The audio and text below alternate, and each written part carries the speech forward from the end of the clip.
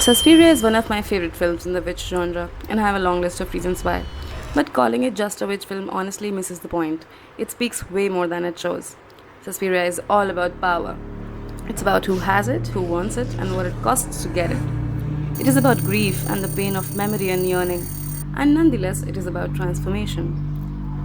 Luca Guadagnino's 2018 Suspiria takes place in Berlin, 1977, a city rattled by political unrest and haunted by the ghosts of World War II.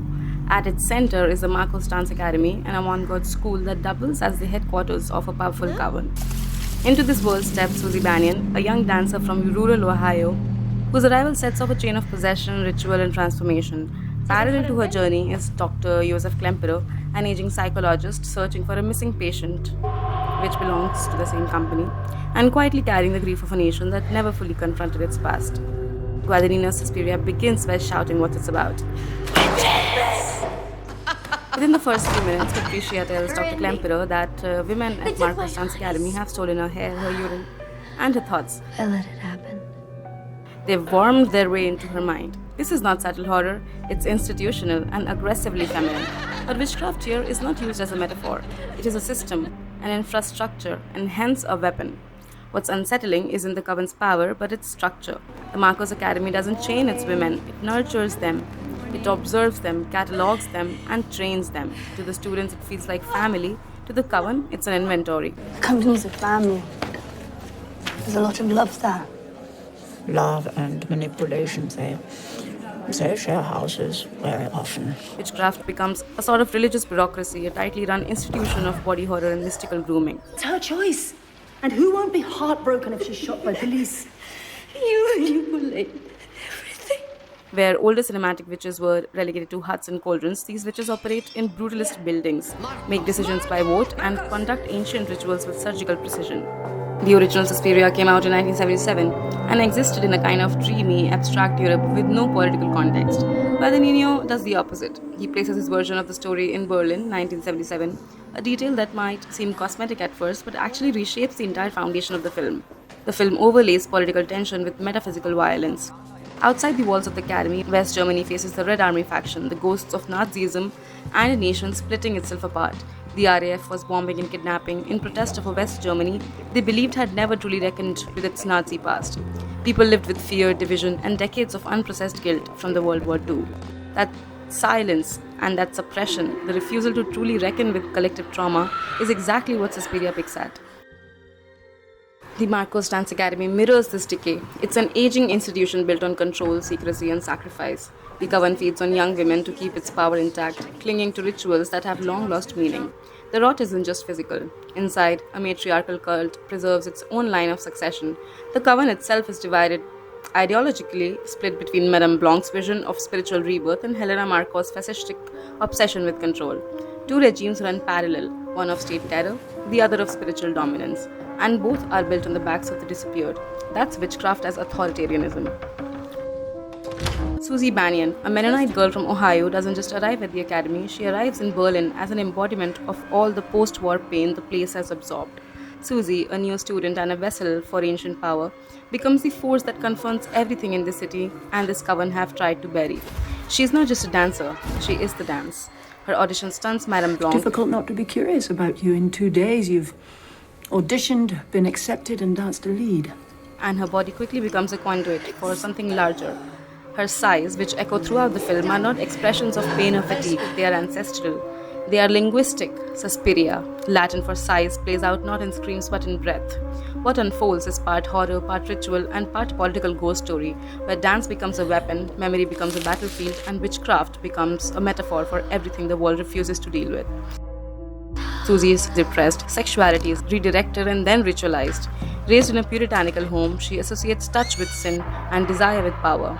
In the academy, she is unmade and remade into what she was always meant to be. Dance becomes a form of possession, a way to purge and inhabit simultaneously. As she rises, her identity begins to splinter. She is both Susie and something older.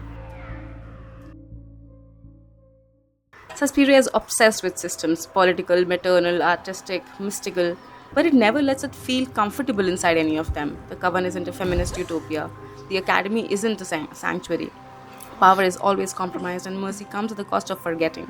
In that way, the film doesn't offer catharsis, it offers a long, aching sigh.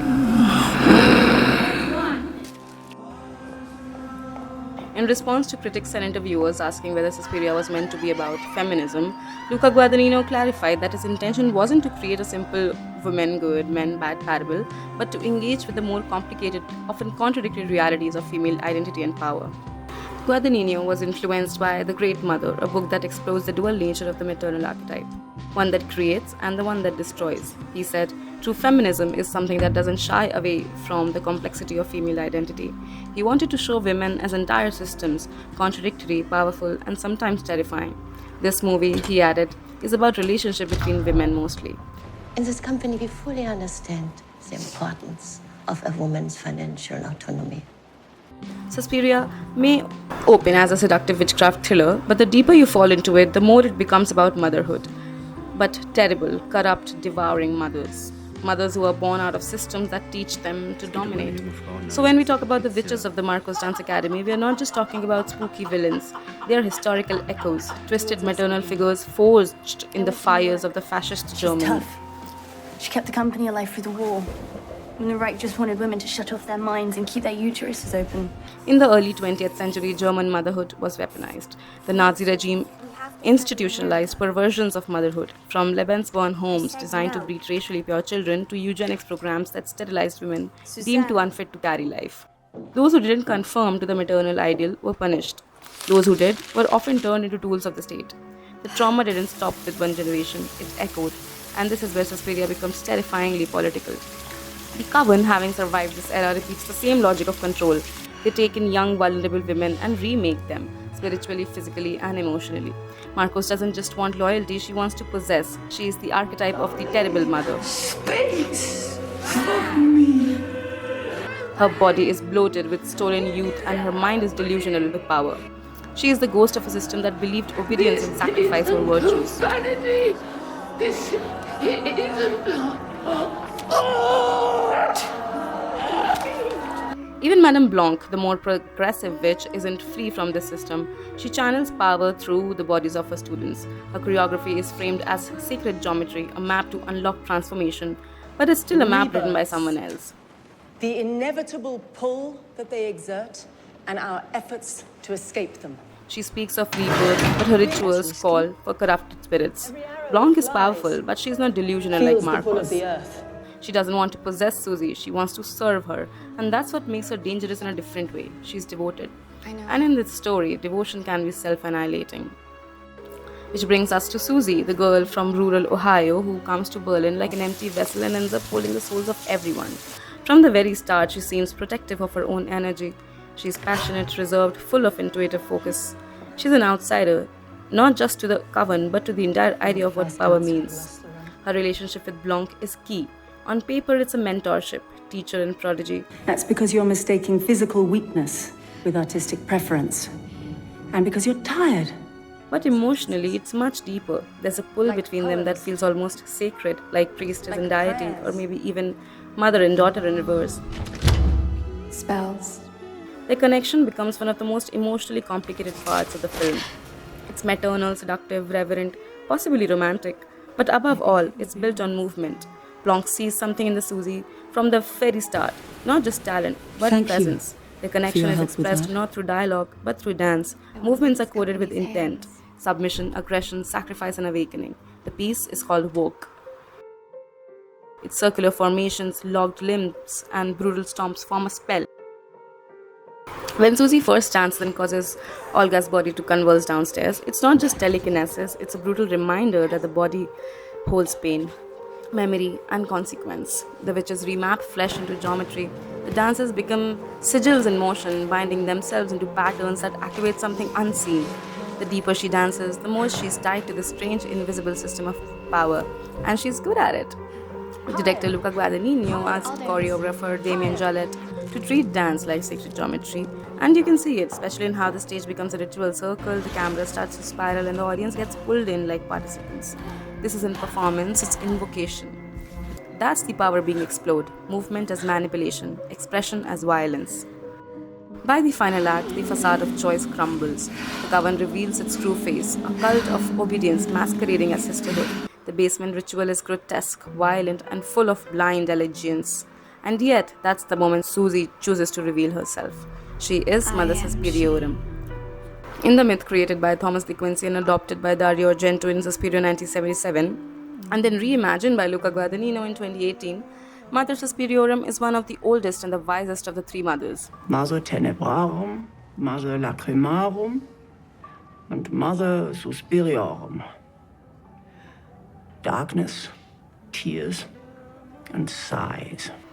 Her domain is sorrow, longing, exhaustion, and the sound of the world grieving itself. The sigh is key. It's not loud, not cathartic. It's a sigh, the residue of pain that doesn't know where to go. The sound of pain that's lived in the body for too long. The sound of resignation, of memory, of exhaustion. And in Suspiria, it becomes sacred. But her first act is not conquest.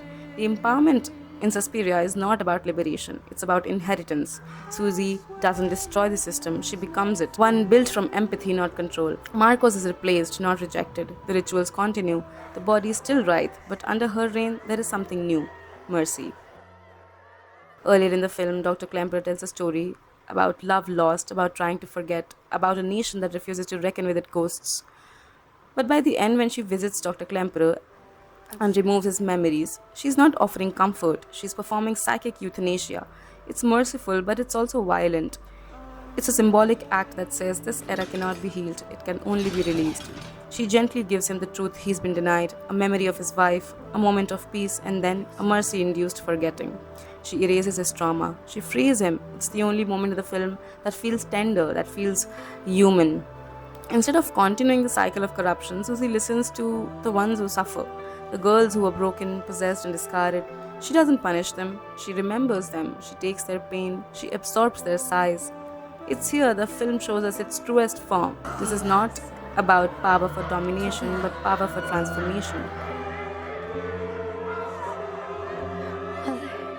So instead of framing Mother Suspiriorum as a villain, Guadagnino reimagines her as a goddess of sorrow and change. Her power is not sadistic, it's empathic.